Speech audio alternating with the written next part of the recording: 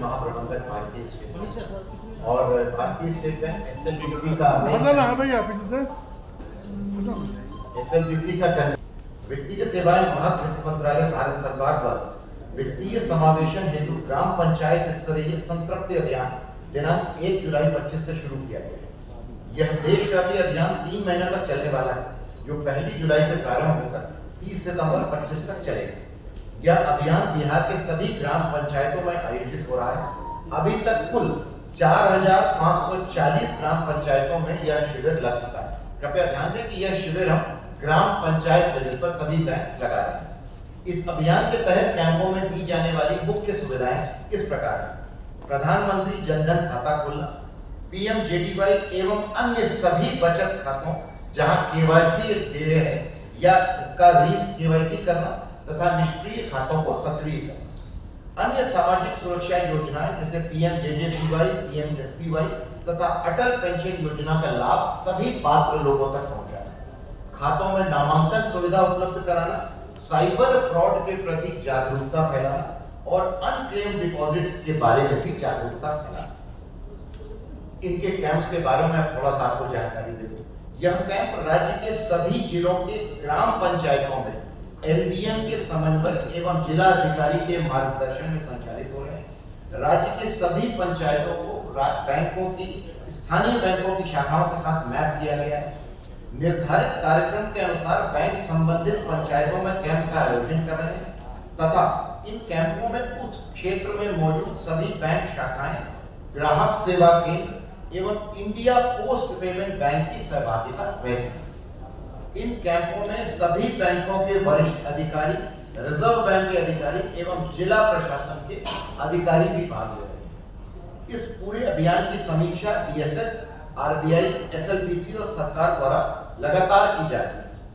अभी तक कुल 4540 पंचायतों में कैंप का आयोजन हो चुका है, जिनमें लगभग 1,70,900 प्रधानमंत्री जनधन खाते खोले जा चुके हैं।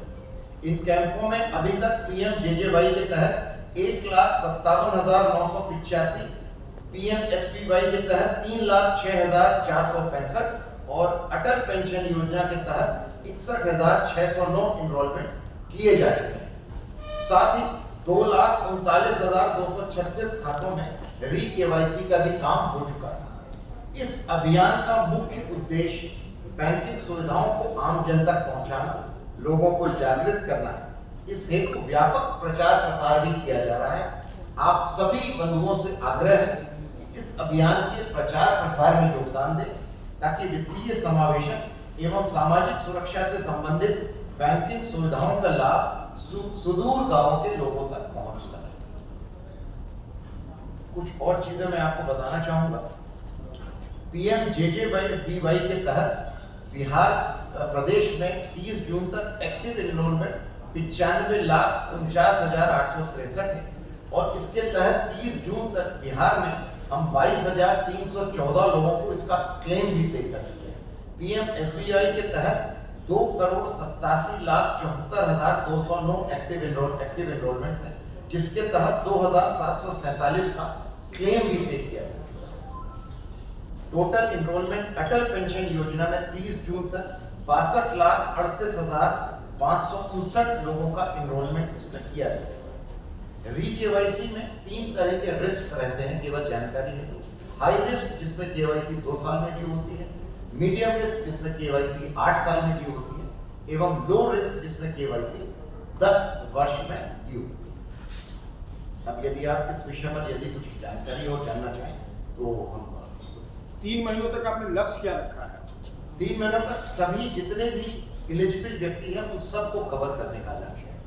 यह करीब एज पर द डेटा जो री-केवाईसी फॉलिंग ड्यू है, ये करीब लगभग 30 जून तक लगभग 82 लाख लोग की हो रही है। 30 जून तक। और जुलाई से सितंबर तक का क्या लक्ष्य है? यह 30 नौ तक का लक्ष्य है।